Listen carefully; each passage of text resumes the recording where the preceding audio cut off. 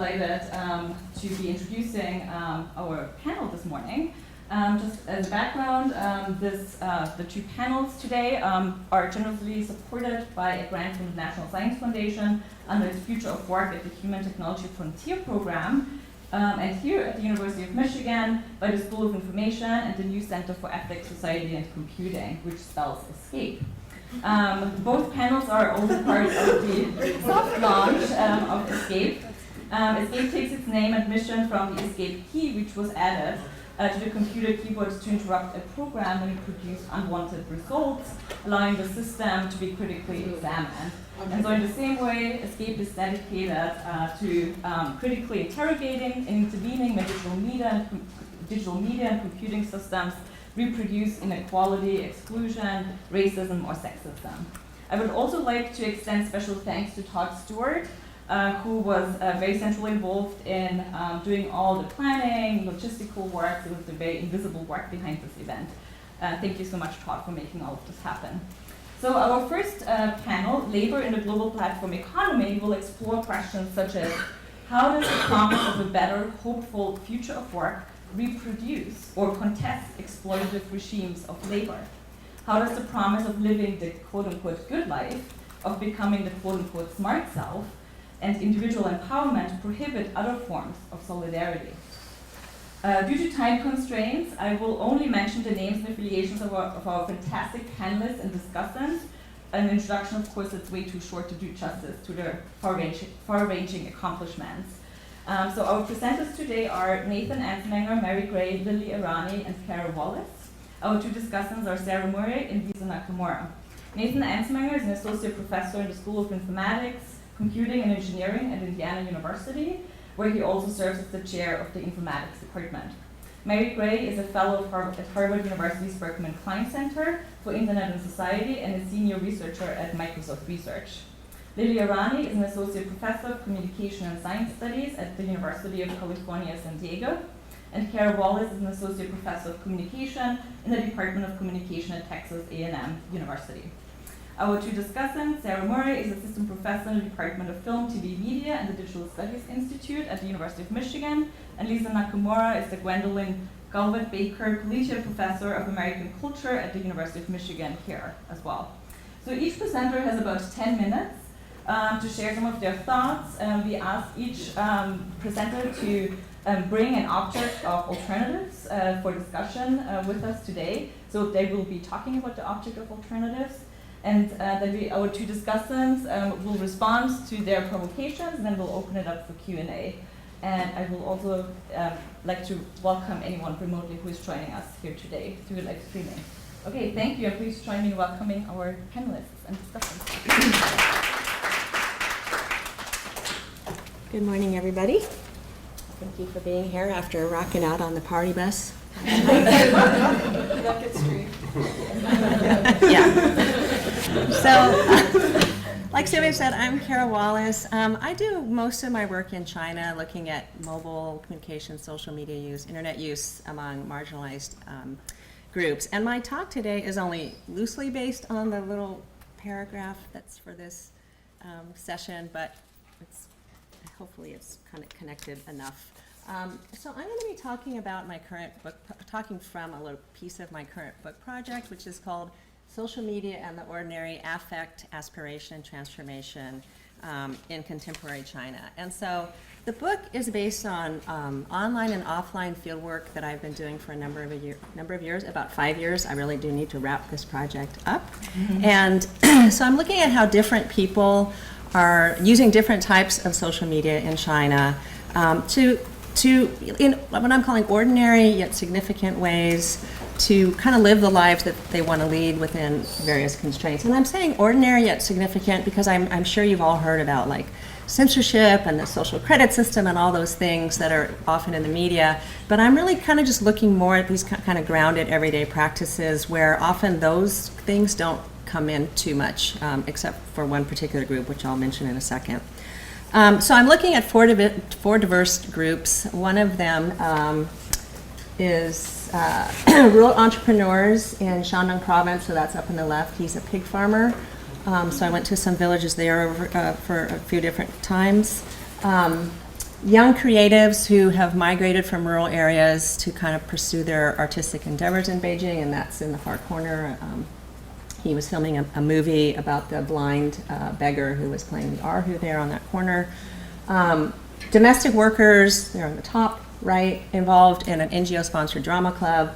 And then feminist activists and also young female college students who have an interest in like gender equality issues, even though they might not necessarily identify as feminist. And so what ties all these disparate groups together is they all face these different types and degrees of marginalization, and they're engaging with social media as a space for agency and self-transformation, which, depending on the group, can be connected to emotional or economic security, or notions around the aesthetics of the self and ethics, and greater rights and recognition. So it is a little broad in that regard. Okay, but to contextualize my object of alternative, which is actually a phrase that I'll introduce later, I need to actually go back and talk about what became my first book, which is called Technomobility in China. And at that time, I was doing research among young rural to urban migrant women, and I'm not sure how much everyone knows about China, but really if you're a rural person, you have a different citizenship than if you're an urban person because of something called the household registration system. So in the city, in this case it was Beijing, they were working in what would be considered low-level, unskilled service work jobs. They faced a lot of discrimination, prejudice because of their rural origin, their class background, their gender, their young age, and so on. Most of them were in like hair salons and restaurants and shops. And so I was looking at how, this was like the mid to late 2000s, where there was all this sort of techno euphoria around the cell phone. It's literally like the New York Times Magazine had, can the cell phone alleviate global poverty, right? So all the focus was on this kind of economic dimensions. And so I was trying to look more broadly, like how were they navigating their lives through the city using cell phones, right? Social networks, autonomy from parents, dating outside of the purview of their parents, labor, politics, and so on. And one thing that I really noticed is that even though they had these really basic phones, voice and text, some of them had a camera phone. As I was finishing my research, some of them started getting smartphones. But because they had such this basic device, they really were very creative and very innovative in the way that they exploited the limited functionality. And at the time, Henry Jenkins' book, Convergence Culture, which I'm sure a lot of you have heard of or read, was coming out, and he really he's like, I want to focus on the culture, not the technology, which I'm like a critical cultural scholar, but I also was thinking, but the technology does matter, right? So when he talked about convergence culture, was really, and admittedly saying, I'm looking at these kind of privileged, mostly white, Western male users. And so to understand his notion of convergence, when we were talking about technology, I came up with this phrase, selective convergence, right? When someone is pretty privileged and they have multiple devices that they can kind of choose what they want to do on them. And eventually, of course, even those users of his started doing almost everything on a smartphone, but that was years later. And so to contrast that, what the young women were doing, I called this necessary convergence. So for example, taking pictures of a magazine. So I'll talk about a young hairstylist. And in Beijing, it's very rare in most salons that a woman would be a hairstylist. They usually get the jobs like washing the hair and washing the towels and things like that. So she was already in a kind of unique position. So she would take pictures of haircuts that she wanted to emulate. She would take pictures of the haircuts she did and kind of archive them in her phone as like a digital archive, and to try to get a better job, right? To try to advance her career. And now we might think like, oh yeah, ho-hum, whatever. But at the time, I was not seeing anyone in the US doing anything like that, mostly because people still had like a different digital camera they would use and upload to their computer and things like that. So I call this kind of like necessary convergence, and it really came out of these limited conditions and very creative, usage around what they were doing. Okay, so let me flash forward to Beijing or China now, where you have talk about platform society. You have an app that will do anything for you, and actually WeChat, which is the green icon with the little bubbles, is like a be-all, end-all, do-all app. I mean, you can like hail a cab and social network with your friends and do your banking, and you can kind of like do everything on that app. But along with that is this plethora of all these other apps as well. But with this has also come more issues around employer surveillance, government surveillance, right? Hacking, trolling, all these kinds of negative things. And so something in my current research that I'm noticing, and this is what I'm calling my object of alternative, is a phrase, and I'm working with it. I don't know if it's going to work, but I'm tentatively calling it necessary divergence. So notice the question mark there. This is like a thought in process. And what I mean by that is like strategic non-use or misuse or evasive use of social media, still to achieve goals, but then also to evade these more sorts of negative aspects that I just mentioned. And because, once again, now that like migrant workers, rural people can afford, smartphones with a basic data plan, once again, the techno euphoria is there that this is going to make everything so much better, and not really looking at some of these other issues. So, okay, so when I mean necessary divergence from social media, so for example, to fight against labor exploitation or sexual harassment, maybe using social media, but also intentionally, and especially the feminist activists, like taking things offline, right? And not wanting it to be like picked up and carried around multiple blogs, right? Because of the harassment and surveillance that they've been facing. But I'm going to talk about one specific example that I think maybe is most relevant and kind of connects to some of the discussion yesterday. So I've been involved with a group of domestic workers for several years, online and offline. And when I was in China doing the field work, I would go every Saturday to this NGO-sponsored drama club, they called it. And a lot of it was like fun and dancing. This was actually, they had a Bollywood dance instructor. I had a video and I couldn't get it to work. But if you saw it, you'd be like, well, yeah, I want to go there too, right? I mean, it was like super fun. They're doing Bollywood dancing. But then in the afternoon, they would shift into these vignettes about domestic workers that were really like victimhood stories, basically about their discrimination and all the prejudice they face, and what Chinese might call speaking bitterness. And at first I was told, yeah, they wrote these stories. And I'm like, oh, okay. And then I learned later, actually, they didn't write the stories. They were written by like a migrant worker in the 90s, and they're very highly scripted by the NGOs. And, for some of the women, it turned out, as I spoke to them, and they're like, they found it really important, and, empowering. But others are like, no, I'm just here to have fun. And if they want us to do these dramas, whatever. I'm like, okay. So when I first wrote about it, I did, I think, feel like a little cynical, because when I was looking at their social media posts, which I was also analyzing, it was mostly about like social support, pedagogical, like how to care for a newborn infant, because for some of them as a domestic worker, that's like a very specialized job that you might get. So some of it was like that, but this was all and you might say, okay, that's empowerment, that's agency. I don't tend to use the word empowerment that much, but mostly what was in there was morning greetings and funny videos, the cat videos or whatever they might be. There's a karaoke app. I did say there's an app for everything, right? A karaoke app, so like sing a song and take a video of yourself and like put it on, the WeChat group so everyone can see it. So that kind of stuff far outweighed the stuff more related to like work and labor. So it was more, again, about social support, sociality, emotional support. And they actually view a different platform, the stage, okay, where they do perform these vignettes eventually, as something that might give them more rights, recognition, and empowerment. And at first, the reason I said I was cynical was not that they were, not only because they were so scripted, but also, I think I'm out of time, but also because it's very limited audience. It's other scholars, it's workers, and stuff like that. But eventually, actually, some of their performances got picked up by CCTV, so a broader audience did see them.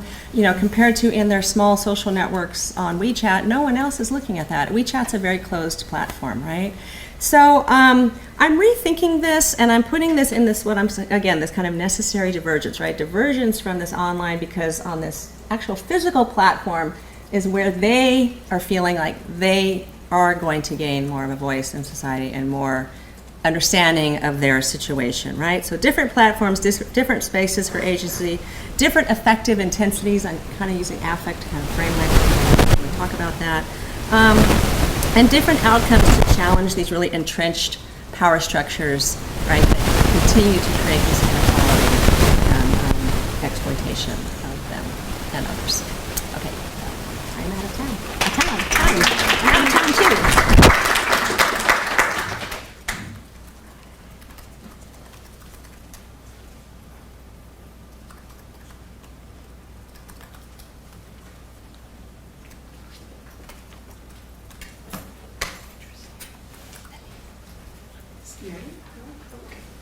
Oh, did Mary want to go? Oh, yeah, I can go.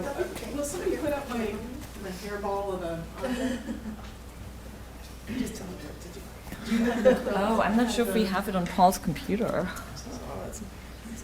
I mean, I could put it on mine, maybe. Maybe from the link. Paul, can you? We'll find it.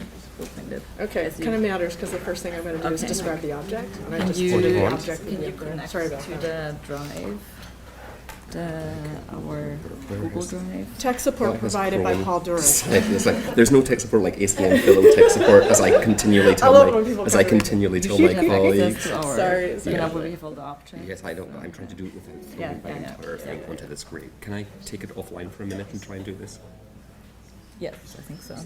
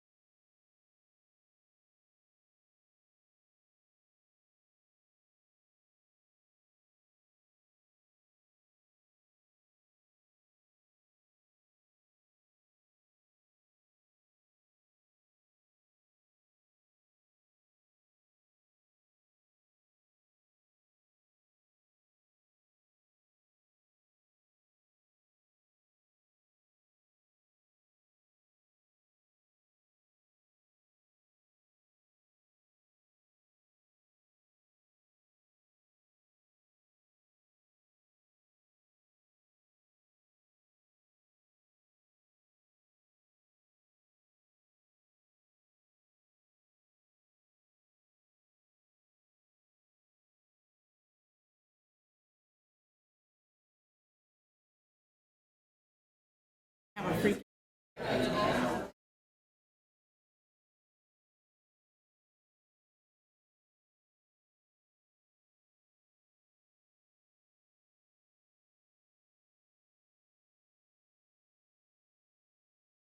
hope that we'll catch a little bit of time because I don't have time, 10 minutes of saying anything particular. But this object that you're looking at is what I wanted to describe. So unfortunately I did need the object because otherwise you'd have no idea what I'm describing. And it's actually found in a couple of different publications. The image above represents, oh, I'm Mary Gray, hi. The image above represents a snapshot of a worker network circa 2016. The light circles represent US workers and dark circles represent non-US workers, which I'm happy to share this slide. It's also in a book that just came out. The light gray links indicate communication via one-to-one media, such as phone calls, emails, text messages, instant messages, and video chatting. And colored links represent communication via an online forum, where pink represents a Reddit hits worth turking for, red represents mTurk grind, orange represents Turker Nation, blue represents Facebook, and green represents mTurk forum. The images were part of a paper co-authored with Ming Yin and Siddharth Suri, and they're reprinted in Sid and my book, Ghost Work, How to Stop Silicon Valley from Building a New Global Underclass. And I pointed out because in many ways, I want to call the question on what constitutes invisibility. So on Wednesday, The Guardian published an article about a type of work that we study in the book, The Realities of Producing Google Assistant. Behind the magic of its ability to interpret 26 languages is a huge team of linguists working as subcontractors who must tediously label the training data for it to work. They earn low wages and are routinely forced into unpaid overtime, and their concerns over work conditions have been repeatedly dismissed. It's just one story among dozens that have begun to peel back the curtain of how artificial intelligence industry operates. Human workers don't just label the data that makes AI work. Sometimes, and increasingly, the business model is for human workers to be the artificial intelligence. Behind Facebook's content moderating AI are thousands of content moderators, brilliantly discussed by Sarah Roberts' forthcoming book. Behind Amazon Alexa is a global team of transcribers. Behind Google Duplex are sometimes very human callers mimicking the AI that mimics humans. And artificial intelligence doesn't run on magic pixie dust. It runs on invisible laborers who train algorithms relentlessly until they've automated their own pieces of that job away. But much of our book explores how a new set of jobs come online. Critical to the interrogation of this new horizon of work, invisibility is not a state of being. It's a politics of power that renders people more or less seen.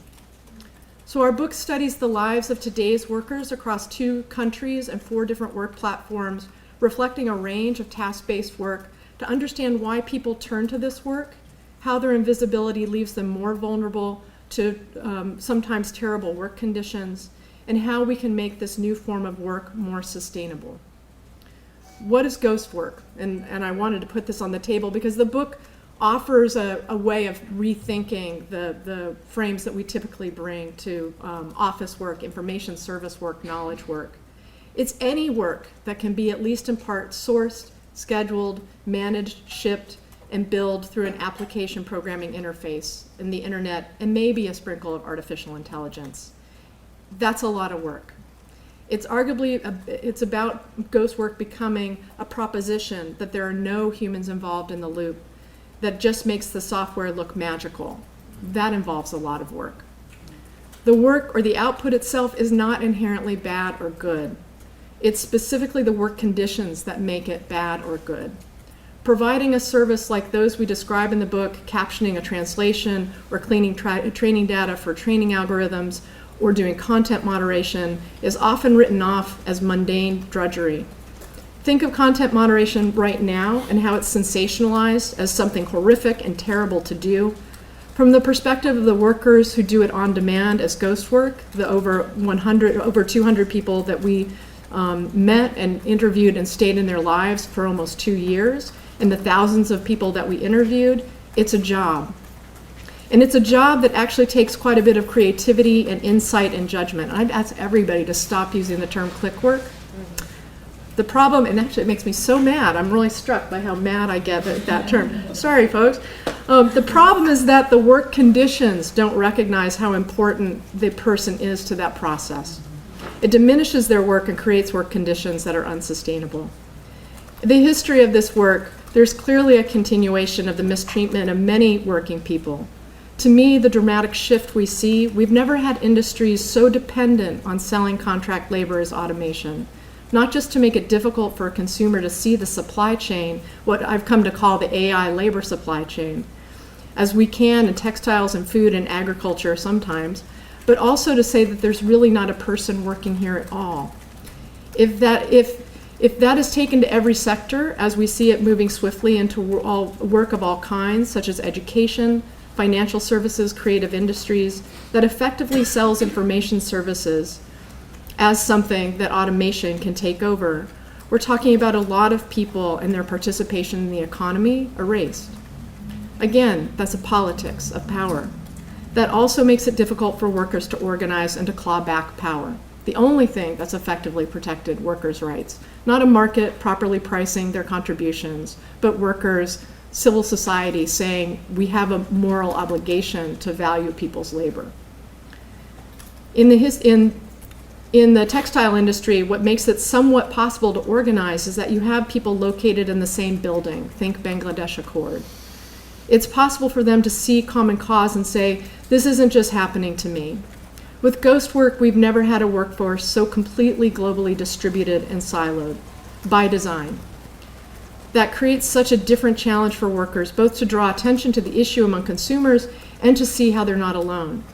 Again, this is not a niche job. This is the dismantlement of full-time employment in one site. Our research suggests, and I hope you take away from this object, hope, because that connection and collaboration are also key to how people find their footing in this world of contract-driven, on-demand labor markets. Embedded in the logic of the network that you see is also a tempo of work that we describe in the book as a Pareto distribution of engagement. There's a small percentage of people densely connected who we describe as always on, a core cadre of people that we call regulars who return routinely, and a long tail of people, experimentalists, testing out platform work. This is arguably the new orientation to this market. The tempo of on-demand work as a Pareto distribution of engagement reflects workers organizing their schedules around other constraints in their lives, as much as it speaks to the private sector extracting value from the contingency of contract-driven work. To take into account both of those dynamics will be critical to understanding how to find security within the orientation to this world. While the traditional approach to labor subtracts contingency or the casualness of worker participation, it also demands that all but elite workers organize the rest of their lives around the hours that they are told to be at work, the project that they are told to do, the collaborations they are told to participate in. Ghost work thwarts this traditional job structure. There are no set hours, projects come and go. And in this way, ghost work operates more like a self-organizing community, like a book club or Wikipedia or Facebook, and therefore adheres to a kind of Pareto distribution instead of a structured form of employment that is integral to the way this market works. There is no turning it into a full-time 9-to-5 job.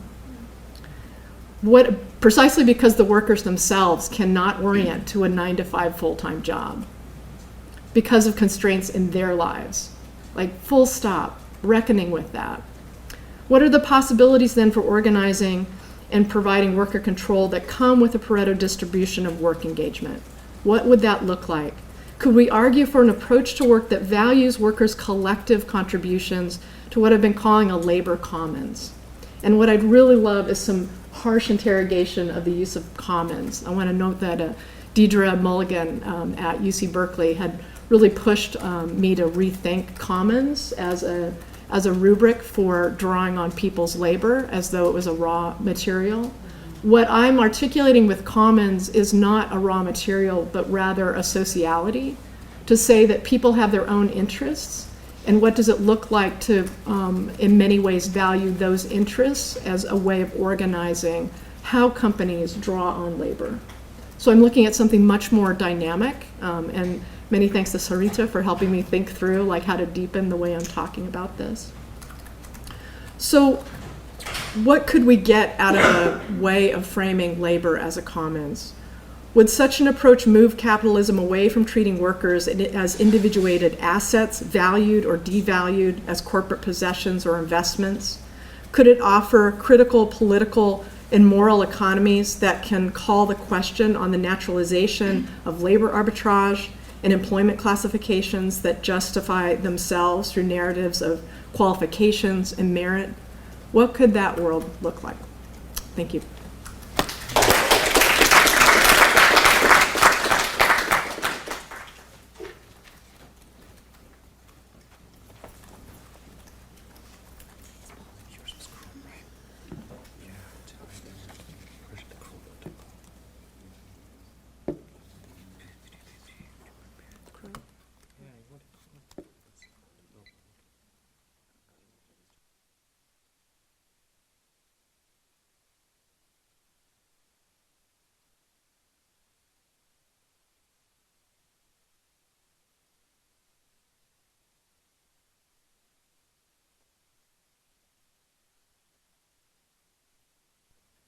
pulled this up before, but it's okay. It's easily found. Okay. All right. Hi, everybody. Thank you so much to Sylvia and the organizers for putting this conversation together. Thank you to Mary for kind of helping make this call for reimagining what forms of organizing are going to actually seize a future of work that we actually want. I want to say thank you to the NSF actually, because in a time when so much of our imagination about technological futures and our ability to produce knowledge is shaped by the market, the NSF certainly is also shaped by market economization, but at least it's a public institution that can fund this work. And thank you to Escape for having an amazing center name that inspires, which you can't really say for a lot of centers. When I was asked to, so my name is Lilly Irani. I'm from UC San Diego in Communication and Science Studies, and I'm also I'm an ex-tech worker, and so you'll see all those voices coming together in the talk today. So when I was asked to provide an object of a hopeful alternative, the object that I chose to succinctly open up a story is a tweet from an organization called Mi Gente. Mi Gente is in their own words, is a pro-Latinx organization that advocates for the rights of Latinx people as immigrants, as citizens of all kinds. And in their own words, they are also pro-Black, pro-women, pro-queer, and pro-poor, because our community is all of that and more. And what Mi Gente is tweeting about earlier this year, May 2019, is they're outside the headquarters for Palantir Tech. Palantir is a data infrastructure company that was partially funded through the CIA and provides essential services that enable the government to pull together both their information sources across agencies and also public information sources such as social media, and integrate that with also like camera feeds of cars that'll rove around streets and scan license plates, for example, in the street. And so what Palantir has been able to do is create an integrated infrastructure that has really intensified the ability of immigration and custom enforcement and Customs and Border Patrol to identify people out in the spaces of everyday life, target them, and deport people. So Mi Gente doesn't think that deportation started in 2016.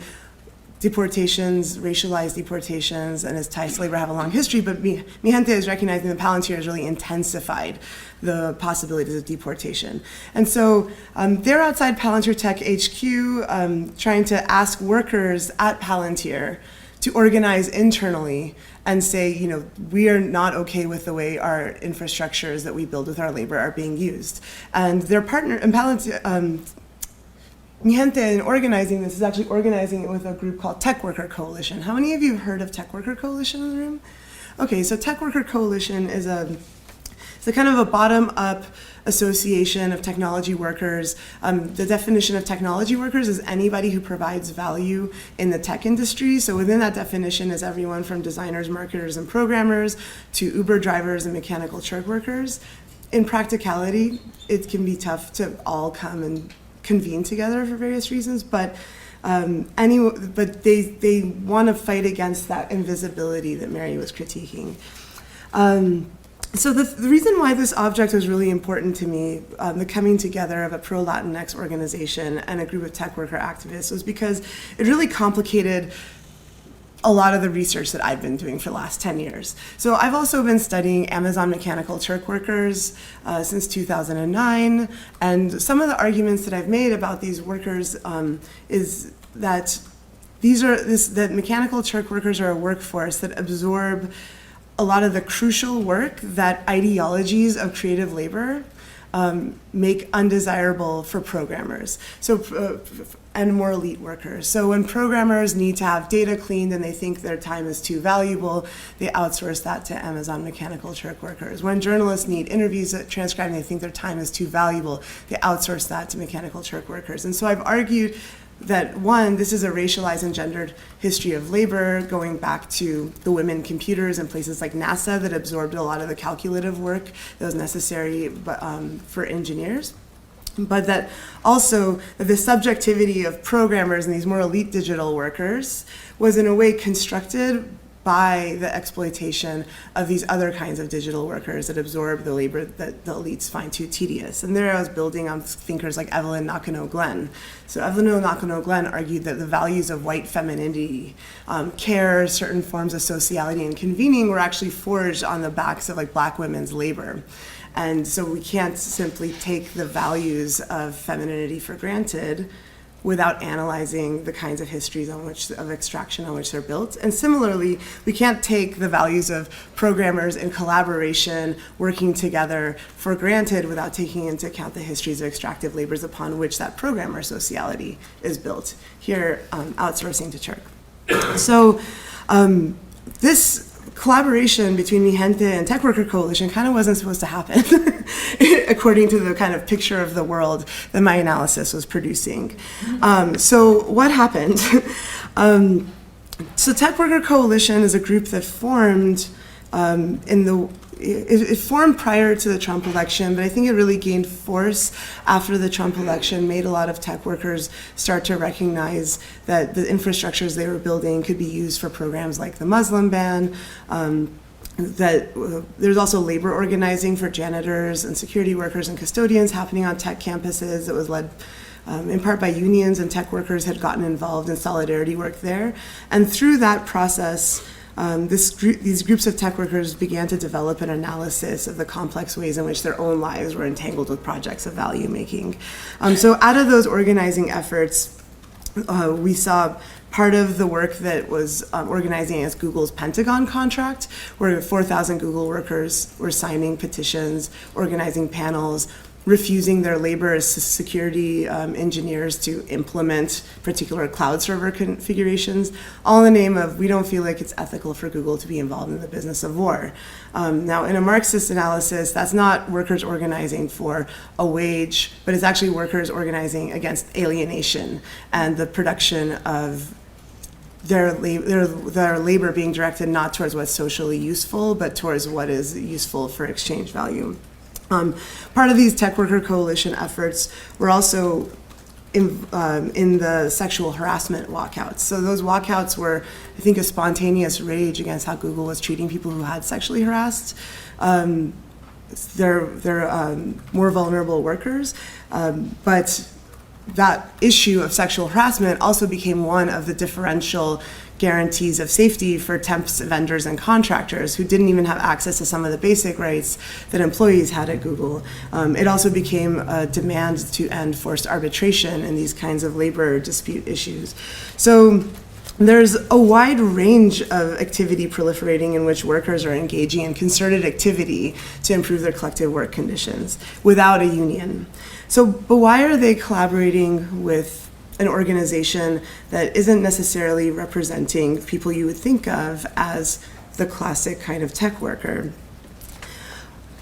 You know, I don't actually, that story in some ways is not mine to tell, but there's a way that these workers are coming together not just as workers in their workplaces, but as residents of cities, as themselves children of immigrants, as themselves sometimes contract workers who are under repressive visa regimes like the sort Sarita Amrute has talked about. And in these spaces where they're talking about sexual harassment, they're talking about not wanting to make drone AI, they're also evaluating their own histories and connections to these repressive regimes in which deportation of Latinx bodies becomes one node of how capitalism tries to organize working bodies for its production of value. So I think that some of the lessons that I want to, not lessons and questions that I want to take away as we think about the future of work that might actually work is that, you know, there's only so much that we as academics and as researchers can do to open up the worldings of what the future of work should be like. The future of work in some ways is already here, and people are struggling with the effects of these infrastructures in their everyday lives, and that kind of on-the-ground organizing is the only way we're going to have a movement that's sufficient to build the political power that's necessary to redirect not just the designed futures that we produce in design studios and research labs, but actually the existing heavy-duty big tech company infrastructures and the startup imaginaries they invest in and proliferate. That this has to be a broad-based movement. This broad-based movement has to come not only from taking advantages of the skills of collectivity, communication, and sociality that autonomous Marxists and theorists like Hart and Negri point to, but actually by undoing some forms of sociality that are focused on working with those people with whom there's culture fit, working with those people with whom you can like make a fast demo, jumping to technological creativity because that's what feels unalienating. These are the kinds of things I wrote about in my book, Chasing Innovation. Instead, we have a model of emerging sociality being worked out in partnerships between the people of Tech Worker Coalition and the people of Mi Gente, where they're figuring out how to work in solidarity across spaces and cities where they're kept segregated, across forms of kind of racialized and class bias that have kept their groups separated, to find out how the tech workers that are in some sense the plumbers of the internet and who knew how the insides of the pipes work can work together with the people who are most immediately subject to the cutting edge of these emerging technologies and have a situated knowledge that's vastly different, equally essential, and perhaps together a different kind of struggle over the futures of technology might be possible. Thank you. I'm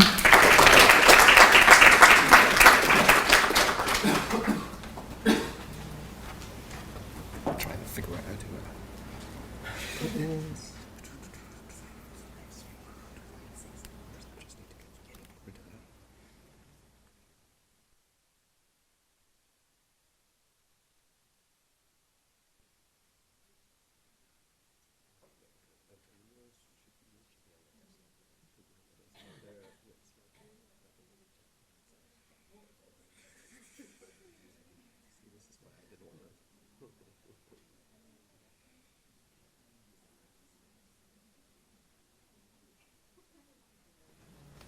Okay, my name is Nathan Ensmenger. I'm from the informatics department of Indiana University. This is my object. It should be both familiar and hopefully a little foreign. It is, of course, the periodic table.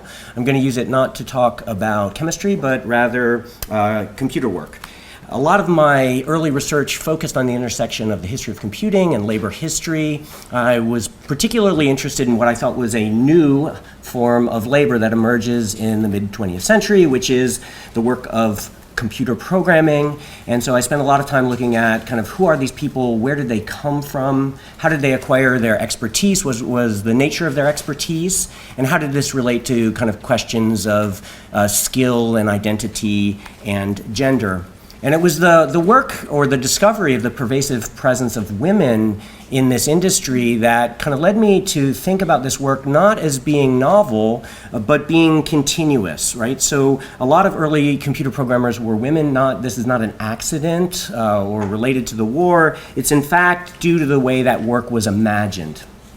So this was work seen in a tradition of industrialized data work. And that got me thinking about ways in which I could talk about the industrialization of data processing and talk about labor in this larger history. And that in turn got me thinking about the various ways we talk about factories. And my new project is about the cloud as a kind of factory. And this has kind of grown out of a secondary question to kind of who's doing the work, which is what is the work that they do?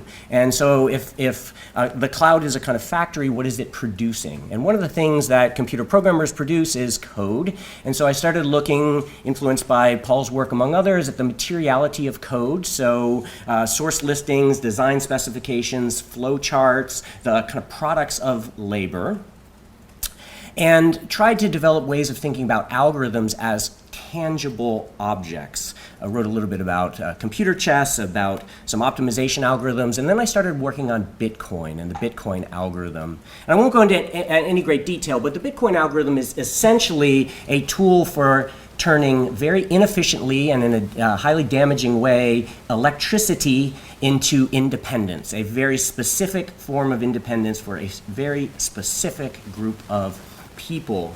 And when you look at this map, which is a map of Bitcoin mining, and you start to lay it on top of other kinds of infrastructure, so nuclear power plants, the power grid, the railroad network, you start to see that this digital economy kind of sits on top of layers of physical and material infrastructure, which is in turn a product of the environment and social and political history. There's not an accident about where these things are located.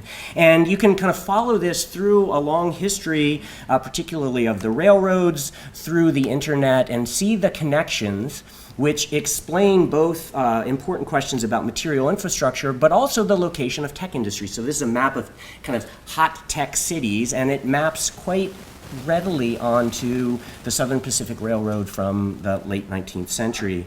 And so this got me interested in materiality that underlay these kinds of digital infrastructures.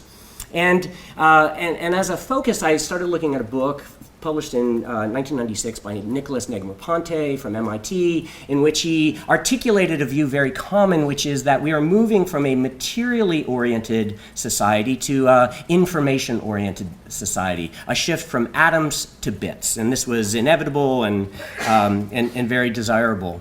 And I contrasted that with the work of Gabrielle Hecht, who in her book Being Nuclear writes about the ways in which high-tech activity is often premised on physical labor. So she writes about the French nuclear industry and its relationship to a global cycle of exchange of stuff, particularly uranium, which is dug out of the ground by African miners. And she argues that these miners are as much part of the nuclear economy as these French nuclear engineers. That brings me back to the periodic table. So a part of my project is just kind of walking through the periodic table and around the globe and looking at the ways in which the things that go into our digital devices or enable their activity are produced in very particular places with social and political histories. So lithium carbonate, for example, central component in every battery and every mobile device. 2/3 of that comes from a region, Bolivia, Chile, and Argentina. This is the Uyuni salt flats outside of the city of Potosi. In the 16th century, Potosi was the largest city in the Western Hemisphere, and it was so large because it produced the silver that enabled the Spanish Empire. And this part of the world has a long history of both colonialism and neo-colonialism that brings us from the Spanish Empire to Tesla, the single largest consumer of lithium carbonate in the world and a self-defined battery company. They are deeply concerned with the politics of Latin America in the same way that U.S. Steel and the United Fruit Growers were concerned in this area. Some of these stories, like the story of tin, involve environmental degradation, threats to human health and safety. This is a tin miner from the Indonesian island of Bangka, which produces something like half of all the tin used in the microelectronics industry.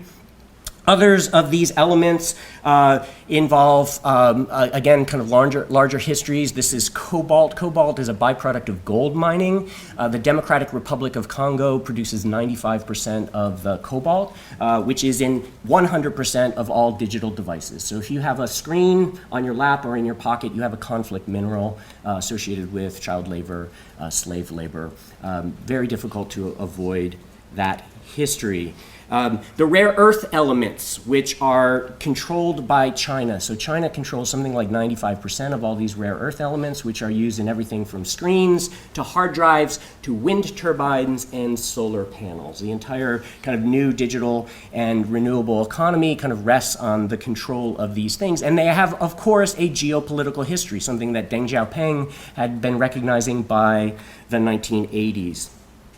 And so obviously each of these stories involves the extraction of these things from a natural world, a larger natural history. They come together in factories like those at Foxconn and Shenzhen. Each of these supply chains allows us to tell stories about labor, about work. Ultimately, they have to be destroyed. This is a famous image from the computer graveyards outside of Agbogboshi, Ghana, where young men like this burn electronics over open pits to recover trace elements of mercury and gold, releasing into the environment in their own bodies lead, arsenic, PCBs, a whole set of undesirable objects. Even if we focus on silicon, the kind of most common element on the planet and the heart of Silicon Valley. We can tell a kind of labor history focused around the environment.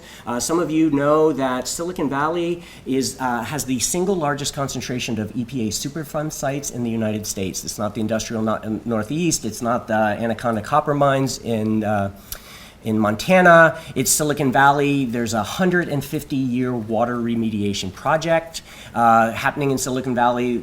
If you have the eyes to see, you can discover these traces everywhere.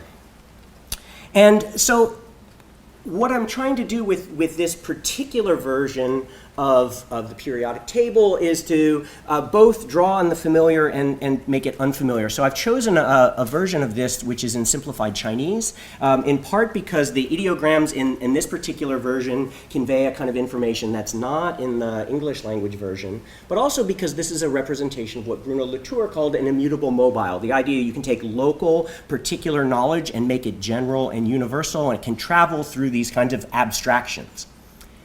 Computer scientists deal in abstractions. They're in fact quite effective at abstracting processes from labor chains and the environment. And so just as there is no such thing as any one of these elements on the periodic table, pure silicon does not exist. Lithium does not exist in the kind of form imagined by a chemist, neither do algorithms. Right? They're always deeply embedded in other kinds of systems. It seems a kind of simple project, and maybe it's kind of obvious to all of you, but for me, as someone who is interested in labor, it's uncovered not just new kinds of labor, but also new places. The history of computing has been very focused on the Western world, Western consumers, and this allows me to get into other parts of the world and tell other kinds of stories. And I'll end with that.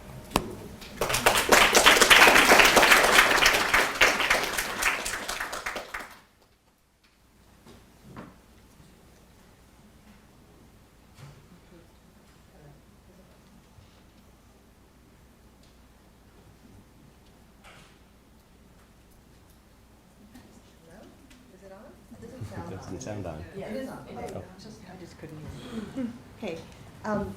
So my name is Lisa Nakamura, and I teach here at the University of Michigan, and it is a great honor to respond to these really groundbreaking scholars who are working on really elemental aspects of the digital economy. And so having just heard Nathan's talk, these are the costs and conditions of possibility for technoculture.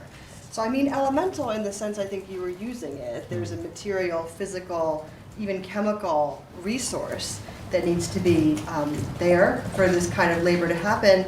But I think everybody was talking about the various kinds of labor by people who are not seen as laborers and not compensated as such. So there's a vast iceberg that upholds all the big tech companies, which every newspaper writes about every day on the front page, and they never write about any of the things that any of you are talking about right now.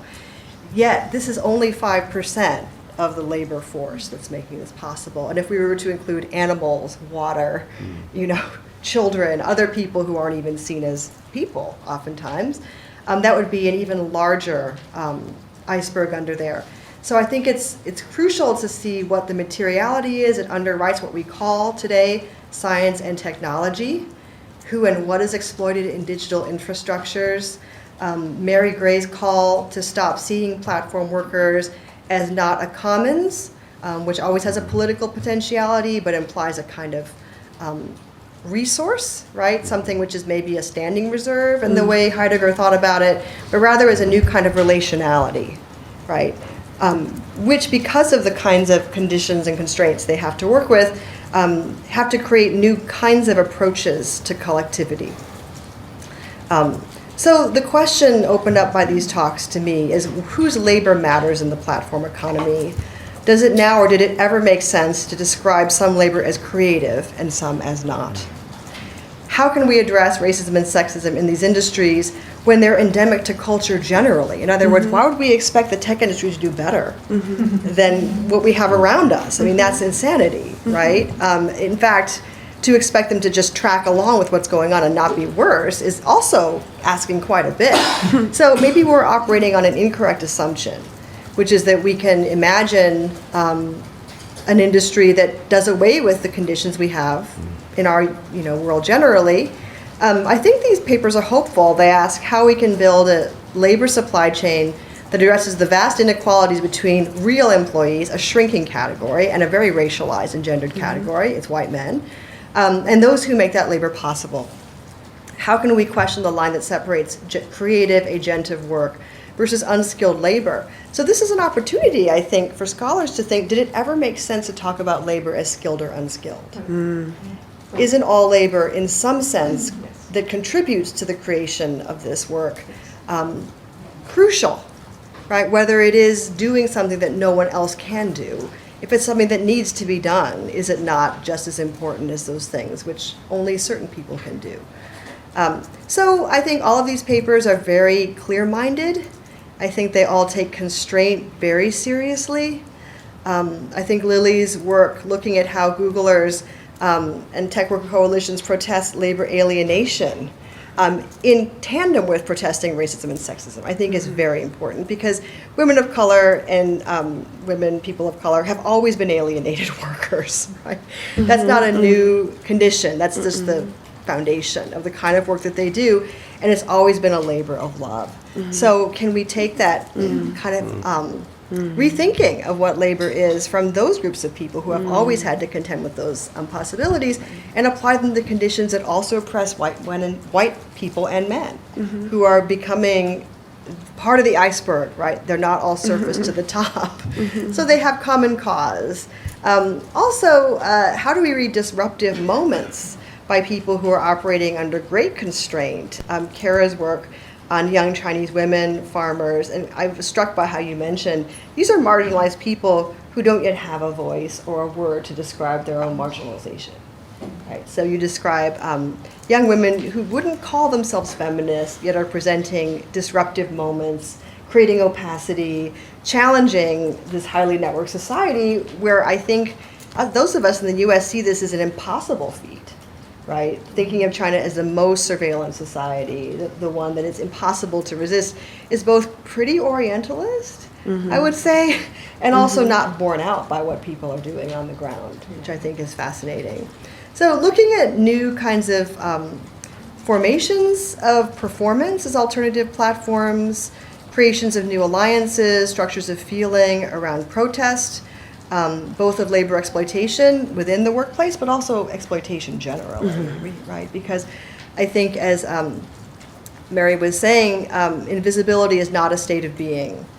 Instead, it's a politics of power that renders some seen and some unseen. And this was the case before we ever had the internet, right? This is just, I wouldn't even say, I would want you to ask me, to tell me actually, is this an intensification of something we've always had? Why does digital media studies, or why does technology studies always want to insist on newness? Right, that this has never happened before. Maybe this has always happened before. What if we saw it in that way instead, as a repetition? So I want to hand it over to Sarah, so I'm going to pass this down. So those are some questions. I think these are wonderful papers. I'm glad we're talking. Thank you so much. Okay, thank you. Just to echo Lisa, thanks for really great talks. I'll just try to be quick so we have time for questions and discussion. 3 things I just want to point out. One, just noticing that all of you talked about in some way the relationship that the worker has or must have to the public, to a public, to publics. And also maybe the imperatives, I think we could call it imperatives of publicities of participation on platforms, social media, et cetera, whether that's through mundane use that Cara pointed out or through self-organizing. Also thinking about a lot of these, to use Lilly's words, models of emerging sociality and the self-organizing practices, the cynical question for me, I think, is, do you see, or how do you see, corporate social responsibility as a place where labor practices are being redefined, taken up and then redefined? So how do you see the invisibilities, to use your term, Mary, being made revisible in corporate benevolence practices? Are they appropriated, or do they live somewhat autonomously? And then a sub-question of that would be, how do we in our scholarship not fall into the trap of sensationalizing the problem of labor in some of the ways that could be exploited by CSR initiatives? And then finally, because it's coming out of my own interest, where does the individual, the user, come in, the consumer-facing relationship to the individual? Care services are a major promise of tech and media industries, promising recognition to the individual user, which often really evacuates or diffuses from cultural or group-based identifications in favor of a specific one-to-one relationship between you and your media, you and your tech, you and your platform. So where do we find the consequences of this consumer-facing relationship? Are they reflected in labor practices?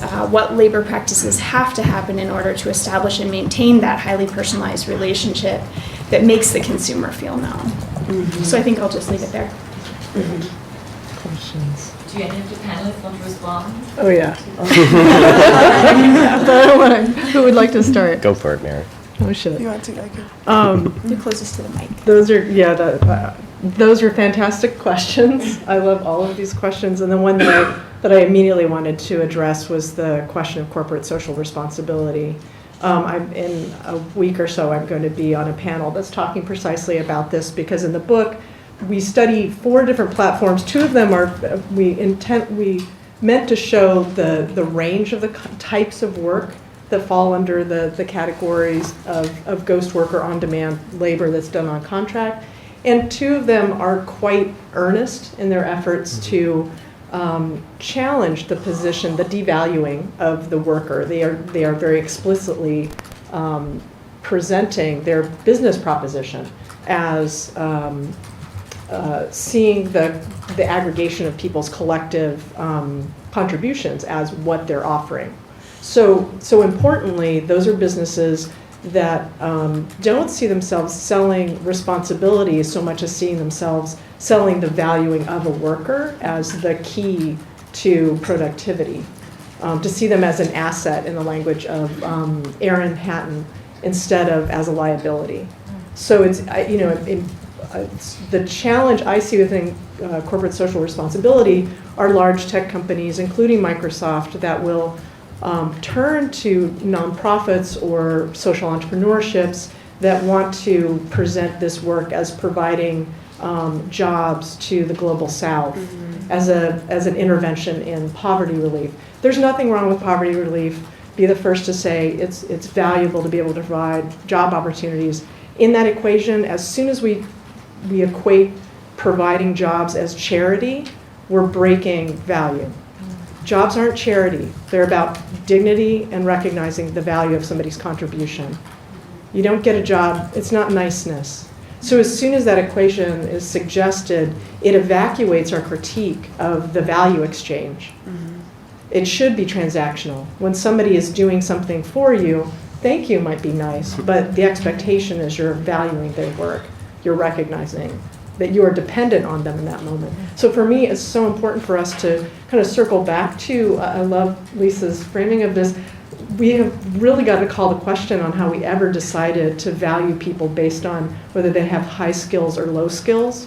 And for me, the research that we've done is, and in fact in the conclusion, it is precisely to challenge that division, which is again a political move that hopefully what this organization of labor allows us to do is actually question what does that even mean if you're providing someone a service. You're serving someone.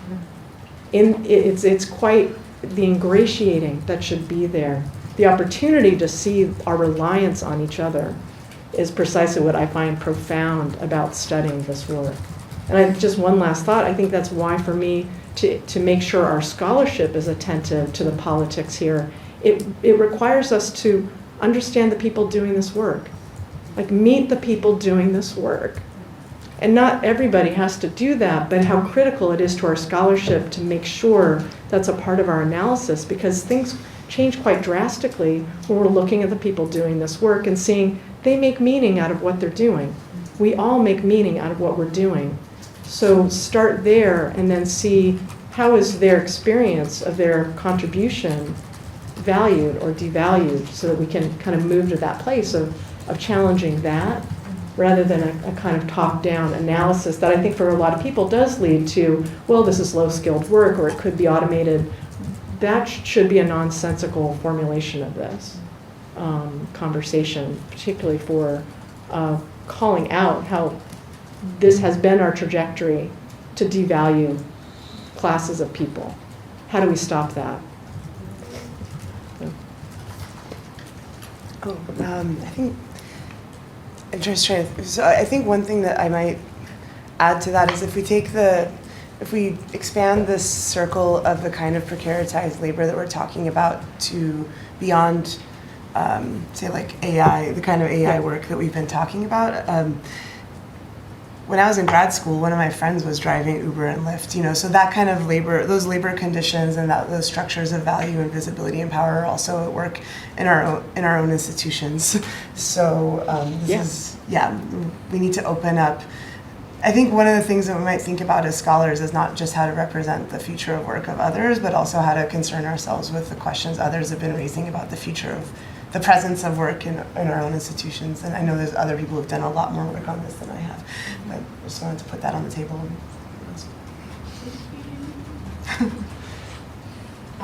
Thank you both for your insightful comments. I'm just going to address two things really quickly. So following up on what Mary said, and what Lisa initially talked about, like conceptualizing labor as unskilled versus skilled. One thing among these domestic workers is they do actually see themselves as highly skilled. Mm-hmm. And when I was saying, in their social media circles, the things they post, if they're not, the funny videos and that kind of stuff, it is very pedagogical. It's very intentionally curated to be about spreading knowledge, whether it's, I think I mentioned like the handling of the newborn, which is a particular special job for a domestic worker where you get paid more money and it's this whole different thing. But even things like there was a flu outbreak when I was there, so how to properly wash your hands was one of the things kind of going around, and so that is definitely part of how they see themselves, and why on the public, why does it have to be public, the public platform of how they're trying to get that out there, because in the urban realm, because they're all working in urban households, the urban Chinese don't see it that way at all, and there's all kinds of discourses around like low work, and sometimes it's called the 3Ds, like the dirty, the degrading, those kinds of things. So dangerous too. Well, that's more the construction and factory stuff, not the, but yeah, that is the third D and those Ds. So how to change that? I mean, I do think on their small stage they are trying to, in a very small, but realizing a long kind of battle ahead. And then not to take too much time, but just this second area that Lisa mentioned about why does digital studies always focus on the new? And, I continue to, even after all this time, I'm like, yeah, I study new media. No, I study emerging media. No, I study mobile. We even put those terms on them, right? And like one of the reasons I wanted to today go back to some of the phrasing I was using in my first book is because like the way I'm thinking about this now is not just new coming out of nowhere, right? I see these sort of shifts as the technology has diffused, and as now, people have better phones and things, but they are doing these different things because of that, but those didn't arise in a vacuum. But that's a little bit what I'm trying to get at with that, this conceptualizing these practices. Like I said, it's still kind of working on it, but yeah.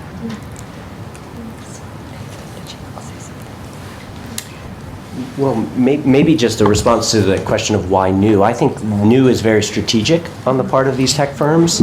So it allows them to say we are kind of outside of this industrial history, we're outside of labor law and environmental protections, and we're so new, we're constantly new, therefore we need to be protected from certain kinds of regulation. And so I think it's just useful to be new, and that we ought to be very careful about how much we buy into that newness, because it does serve this purpose for them. I've been thinking a lot about, so when Microsoft or Amazon wants to locate a data center or a distribution center, they're looking at the same kinds of things that a steel plant or an auto factory would have looked at 100 years ago. They're looking for roads and bridges and infrastructure and energy and water and workers and tax breaks and a favorable political climate. I mean, we kind of have seen that play out quite recently, and it doesn't seem new to me at all as somebody who kind of looks at labor history and the history of technology. This is kind of 19th century industrial capitalism at its kind of most mammoth, and I think simply by making those connections, you kind of help reduce their ability to claim novelty. Can I just add one thought? This actually. Oh. You wanna? Okay. Yeah. I mean, one thing I just want to say with the new though is that the need to claim and be recognized as new is built into the political economy of how this stuff gets produced. So, like Lucy Suchman has a paper on the web, I think it was a 4S talk, where she talks about a Xerox PARC, the kind of discursive work people did on a day-to-day basis to justify their jobs by, in an everyday way, saying, well, this is why the thing I'm doing is new, and it's not just the thing the research lab was doing before. We have intellectual property regimes, which have been harmonized or imposed on many countries, in which, like in my book, I write about how in the mid-2000s, the kind of moral economy in which being creative and producing the new becomes particularly valorized in the middle classes. It comes with World Trade Organization and intellectual property agreements that make reverse engineering drugs to make them accessible to broader sets of people a problem. So I wanted to emphasize that it's not just through discursive reimagining and speculation that we can get to this undoing of the new that we seek, but there's also a lot of kind of hard a hard undoing of policy structures that create property that lead us to this kind of culture. And we all traffic in the new. So our labor depends on being able to have a new article, a new book, a new course. So let's not forget how much we participate in that, and we have our own justifications for that. We have our own pleasures in that. And those I think we do, and they're complicated pleasures. Yeah. And other people take pleasure in what we produce that's new.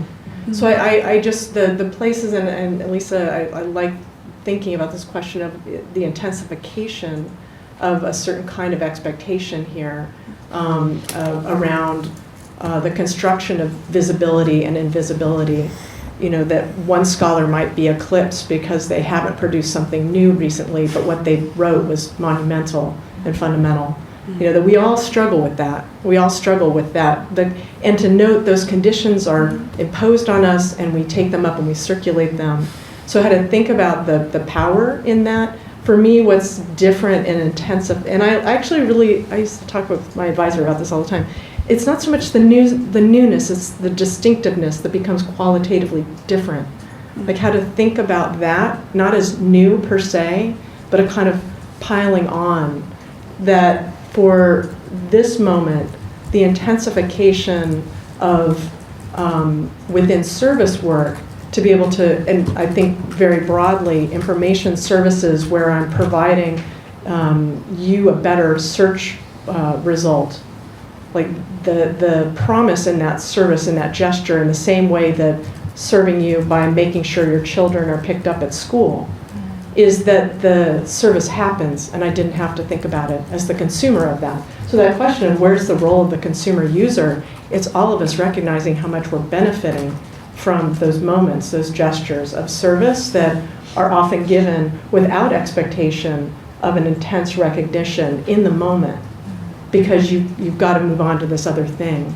Like that is the intensification of moving on to the next thing and not recognizing that moment of service seems to be the thing for us to track, not so that we notice that labor at every moment, but that we have a real reckoning, a public reckoning with, to make it sustainable is creating an approach to employment that says, I need that standing army. And that phrasing is so violent, right? It's like, what's the other way we can think of our availability to each other that's constant and is respected? to make it sustainable is to respect it rather than thinking, oh, it's going to go away. That the need for service is going to go away. Can I just, Yeah. so like, this is going to connect with Nathan's talk too, though. So, you know, I think the recognition of the pleasures and benefits that have been created by, you know, by some through these formations of the standing army and through consumption are absolutely essential. But also, they will require us to give up some of those pleasures if we actually want to achieve sustainability. So like one story I want to share is from work around this lithium mining stuff. So there's a group in San Diego called Center for Interdisciplinary Environmental Justice. It's a set of folks from like ethnic studies and Scripps Institute of Oceanography and some Kumeyaay people and some people who are resisting sand mining in East San Diego. And they had actually brought people who are from one of these areas in Latin America where there is lithium mining going on because they're trying to fight that lithium mining because it poisons the water, those processes. And the Leslie Quintanilla from UCSD Ethnic Studies was sharing a story where these people who are coming from the lithium mine area are like indigenous Latin Americans, and they were looking at life in San Diego, and they're like, well, we want you to fight with us to get rid of these lithium mines, but we also don't want this life that you have here, because this life that you have here is the thing that's actually creating the kinds of consumption that is extracting the possibility of these other kinds of life. So we can't put so much stock in maintaining the pleasures that we've been having from our position in an imperial order. I wonder if this might be a good moment to open it up for a couple of questions. Sure. I'm going to collect a couple of them and then have the Can you use the mic? respond. Yes, Another mic. Thanks. Where is this? Hi everybody, thanks so much for a great set of panels. So I noticed there's a theme amongst all of yours where you really care about international worker justice, and this kind of responds to the question about what do we do as users, what is our action that we can take. And I think apart from like not buying a new phone, not buying a new computer, trying to make things last, another thing we could do is like in our politics and like, you know, supporting politicians in America who might support international worker politics. But I've always been frustrated because this is an area that's super close to my heart also. And I've never in my lifetime had a politician in the United States really fight for international worker solidarity. And there's like someone on the spectrum who would ever, you know, support that. So I'm wondering, like, maybe this offers an opportunity, like, with all of these new kinds of organizing across difference, like Lilly, you mentioned, like, maybe there is now a moment when we can really have an international worker, you know, politics in the United States. And I don't know, I wonder if you guys see that, as there's a little bit of hope or, you know, new possibility there. Yeah.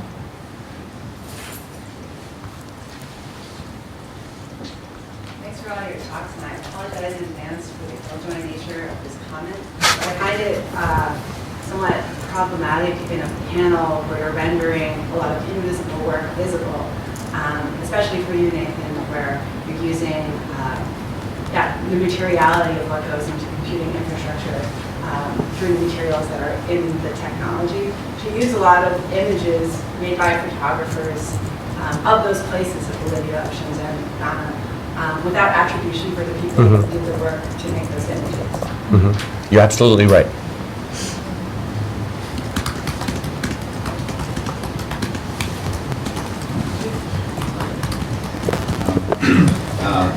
Yeah, thank you very much for a great panel. So I was wondering whether Nathan, for sure, but also the others could talk a little bit about this idea of like the industrialization of labor that passes through the digital kind of era we're living in now. I'm kind of struggling with that concept. I can imagine that happening through specific spatial configurations of labor, personalization of tasks, specific forms of despotism that are kind of adapted from the industrial era onto the digital era. So I wonder what you guys think of that, or whether you can elaborate on that idea of industrialization of work, although you tackle very different, of course, subsections of global labor. And I also want to say that doesn't mean, even talking about de-skilling and upskilling and unskilled workforce and so on and so forth, doesn't really mean you need to get away with with analyzing worker creativity. I think it's actually our task to recognize that creativity, even in the most skilled forms of labor, and also especially study the technical apparatuses of capture that capture value from that creativity and take it away from the workers. And this is something that's in Marx's Grundrisse, where he says the workers surrender their creative power, and then, which is incorporated in machinery, and then the machine becomes the virtuoso, as he calls it. So I think it's very interesting to try and study how that process happens today, and how that creativity can be leveraged against these apparatuses of capture. Quick one. I've got a quick one. Okay, quick. Yeah, it's a really quick question for Mary. I was wondering if you could say a little bit more about the commons and commoning. I'd like to hear about those politics.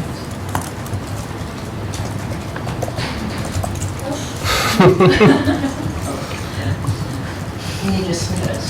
Thank you. I'm not sure who wants to. Who's first? Can I say about creativity? Oh, creativity. Did you want to go? I already spoke.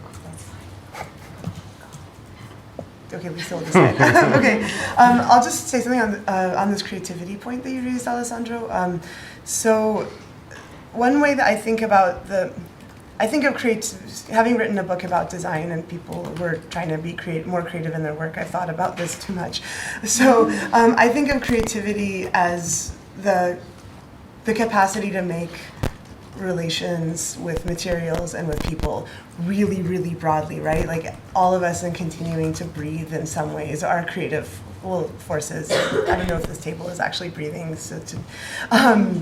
But so when Marx talks about kind of creativity being absorbed into the machine in the Grundrisse, from what I remember, he's talking also about the creativity of artisans specifically, right? And so artisanal guild labor, there's like a kind of masculinized image of like which creativity there is actually productive. And there's been lots of feminist critique to add not only social reproduction, but also the capacity to affect. This is something I probably learned a lot from like Lisa Nakamura and Kalindi Vora's work.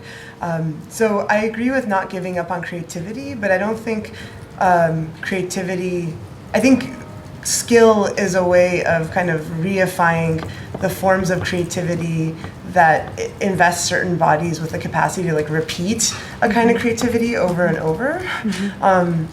And so we can respect creativity, we can even respect the time people invest into becoming particularly good at relating to things in the world in a particular way, but I think that it is worth not taking the definitions of skill that we basically get from policy and economics or even common sense definitions, because like, for example, like mothering or language, like human language is a form of creativity that we get by participating in the world. And then Amazon Mechanical Turk is one example, extracts that and formalizes it into like machine learning for free. So that's how I've been trying to sort these things out. I'll just say quickly, I almost, as my abject of alternatives, chose the phrase, the word creativity. And then I thought maybe that's kind of a cop-out because it's so really broad. But, and not getting so much at the Marx, the kind of extraction of it. But, when I'm observing these practices among very marginalized groups who, like I said earlier, often have, what we would call subpar technology, right? And not a lot of financial resources. Like how, as a kind of, labor or politics of empowerment, how creativity is so much embedded in there. And even going back to like what Cara said years ago, right? Like the creativity, imagination it's about work. It's not just like fantasy, la la la, right? So anyway, I didn't choose that, but for me, I think looking at the creative practices like on the ground, and again, it's getting a little away from what you were talking about, but it's extremely important. And then I'll just address the other two things super quickly. The images, I should have said I took all those images and had permission and have IRB permission to show them, of the women and the other people. I can't speak for what the US is doing. I don't think they care anything about domestic workers in China, to answer, Maggie, your question. But the International Labor Organization has been involved, and they've tried to do more on the ground work with getting China to actually enforce its labor law for this kind of labor that does fall sort of under the radar. And often, domestic workers aren't seen as like real workers, so they're not protected.